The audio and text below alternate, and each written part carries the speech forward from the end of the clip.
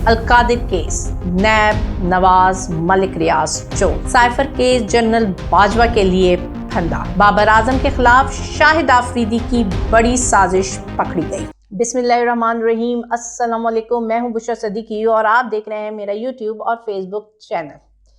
आज बहुत इंपॉर्टेंट समात है, लेकिन जज बशीर भी इंतज़ार में है कि कब नोटिफिकेशन निकालेगी वजारत कानून, कब उनको मिलेगा और कब एंट्री मारेंगे अडियाला जेल में और समात करेंगे अलकादिर ट्रस्ट केस की।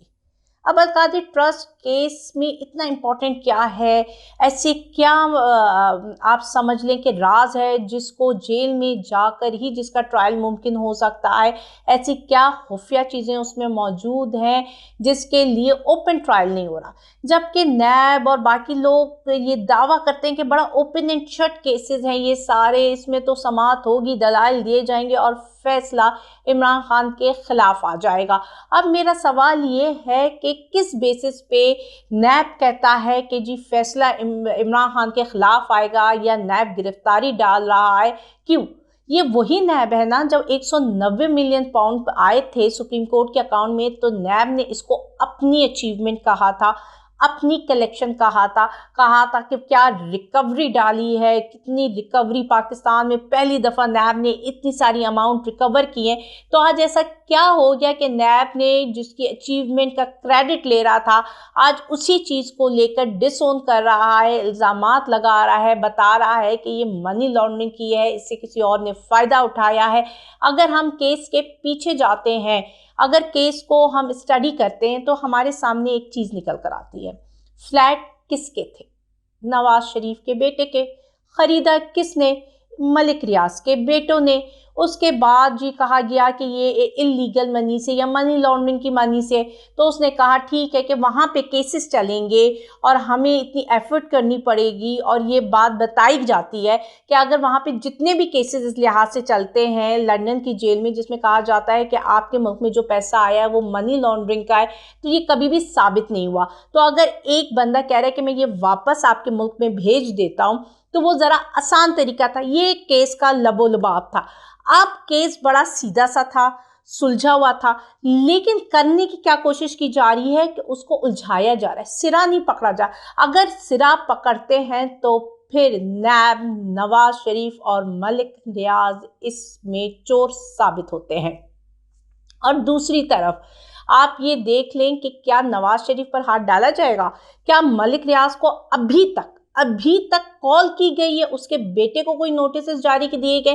भाई जिसने पैसा भेजा है उसको तो बुलाओ, उसको तो नोटिस जारी करो कि भाई तुमने इतनी अमाउंट भेजी है, मुझे आकर एक्सप्लेनेशंस दो कि किस सिर में दिए, जुर्माना दिया है या तुमने लूटी हुई पैसे वापस लेकर गए हो। कोई एक्सप्लेनेशन उससे तो मांगो, लेकिन उससे वो नहीं मांगेंगे, उस पर किसी की हिम्मत नहीं है हाथ डालने की। और नवाज शरीफ तो हाई लाडला दो कि वो चाह रहे हैं कि अपने लाडले का टैग हटा दें, लेकिन बड़ा मुश्किल नज़र आ रहा है कि लाडले का टैग हट सके, जो कि सीन चल रहा है। उसके अलावा अगर आप देखें जितने भी दो इंपॉर्टेंट केसेस हैं ना, एक अलकादिर और एक साइफर, अगर दोनों की प्रॉपर तरीके से हेयरिंग होती है, ओपन ट्रायल में हेयरिंग होती है, तो इसमें दो चीज़ें निकलकर सामने आती हैं कि अगर अलकादिर ट्रस्ट प्रॉपर तरीके से चलता है तो उसमें नवाज शरीफ, मलिक रियाज और नैब चोर साबित होते हैं, और अगर साइफर केस प्रॉपर तरीके से चलता है तो उसमें साबिक जर्नैल फंसते हैं, बाजवा फंसता है, बाजवा के गले में डलता है फंदा। और अगर आप आगे चलकर देखें कि किस तरीके से वफाकी काबीना भी इन्वॉल्व हो रही है, वफाकी काबीना भी इन सारी अदालती कार्रवाई में इन्वॉल्व होकर वो कहती है हम पीछे ना रहें, जो भी अदालतों के फैसले आ रहे हैं उसमें जी हमारा जो है ना ज़रूरी होना चाहिए, इनपुट हमारी राय ज़रूरी होनी चाहिए, चाहे वो सिविलियन का ट्रायल मिलिट्री कोर्ट में हो, चाहे इमरान खान का ट्रायल जेल में हो, चाहे गुमशुदगी का केस चल रहा, उन सब ने वफाकी काबीना जो निगरान सेटअप है वो कहती है जी हम तो ज़रूर शामिल होना चाहिए। इसलिए जी उसने एक काबीना ने ये भी अप्रूवल दी है कि जी इमरान खान का जेल में ट्रायल होना चाहिए। एक तरफ निगरान पंजाब की जो हुकूमत है वो कहती है कि जी नवाज शरीफ को हर केस से जी आप बरी ज़िम्मा कर दें, उनके अपीलों का हक बरकरार कर दें, तो दूसरी तरफ वफाकी हुकूमत कहती है, निगरां मैं निगरान का बार बार जिक्र कर रही हूँ कि निगरान हुकूमत कहती है कि जो उसको जेल में ही ट्रायल हो, गुमशुदगी का केस हम चलाएंगे। सेनेट में जिसमें बंदे ही पूरे नहीं होते, 92 सेनेटर्स आपके मौजूद नहीं होते, आप लोग करारदाद मंजूर कर देते हो। तो मेरा सवाल काजी फाइज ईसा से ये है कि फाइज ईसा साहब, आपने कहा था कि इलेक्शन 8 फरवरी को होंगे, और ये जो सहाफ़ी साहब है ना, जो अपने तज्जिया देते हैं और अंदर अंदर से खबरें निकालते हैं, खबरदार जिसने इलेक्शन के बारे में बात की और उन्होंने पैमरा को भी ताकीद की, लेकिन जो निगरान सेटअप है, उसकी जो कंडक्ट है और जिस तरीके से वो अपना इलेक्शन का काम छोड़कर, हमने अभी तक नहीं सुना है कि इलेक्शन पर कोई काम किया जा रहा है, लेकिन हम निगरान हुकूमत से, निगरान वफाकी काबिना से ये ज़रूर सुनते आ रहे हैं कि वो लेजिस्लेशंस में ध्यान दे रही है जी, वो आगे डेवलपमेंट प्रोजेक्ट्स को भी देख रही है। तो कहीं से फीलिंग नहीं आ रही, हमें ऐसा लग नहीं रहा कि निगरान हुकूमत का कोई भी इंटेंशन है आपकी दी हुई तारीख में इंतखाब कराने का। तो ये हम नहीं कह रहे, ये सहाफ़ी नहीं कह रहे, ये तो आपकी अपनी निगरान हुकूमत जो कि अब गैर आइनी हो चुकी है। अगर हम आईने पाकिस्तान, दस्तूर पाकिस्तान के मुताबिक चले तो वो हुकूमत, वो निगरान सेटअप का कंडक्ट और उसकी जिस तरह से काम कर रहा है, वो ये शो कर रहा है कि वो नहीं चाहती या उसकी कोई इंटेंशन नहीं है, कोई उम्मीद नहीं है 8 फरवरी को इलेक्शन करवाने की। पाकिस्तान का बेड़ा गर्क हर चीज़ में हुआ है, आइन क्या है हम समझ ही नहीं आता। बड़े बड़े वकील कह रहे हैं कि हमें नहीं पता कि पाकिस्तान में अब वाकई में कोई आइन मौजूद है कि नहीं है। तो उन्होंने कहा जब सारी चीज़ों का कबाड़ा हो गया है ना, सारे इदारों का कबाड़ा हो गया है, आइन और कानून पामाल हो चुके हैं, तो यार खेल क्यों पीछे रह जाए?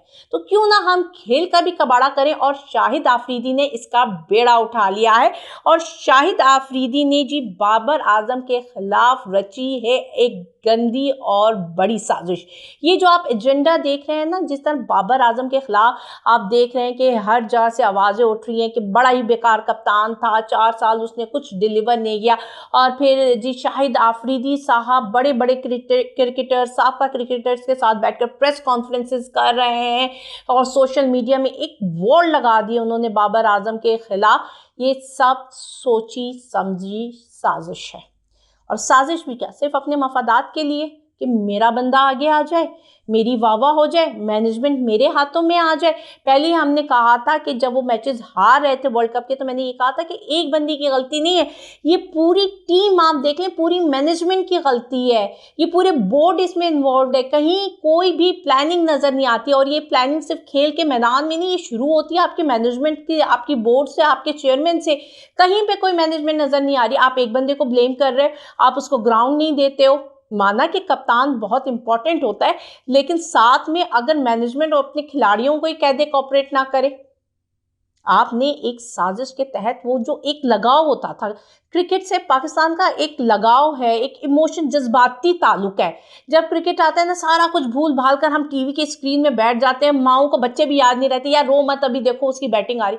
हमारा ये कनेक्शन था, आपने वो कनेक्शन तोड़ दिया। जहां हमने उन लोगों से, उन अदारों से अपनी मोहब्बत खोई है, वहां पे जो एक खेल से भी ताल्लुक था हमारा, आप लोगों ने अपनी मफादात के खातिर उसको भी ख़त्म कर दिया। मतलब वो लोग जो कि इस खेल से लिंक्ड थे, एटलीस्ट वो तो उसकी इज्जत का ख्याल रखते। क्या शाहिद आफरीदी को इस कौम ने, इस मुल्क के लोगों ने मोहब्बत नहीं दी?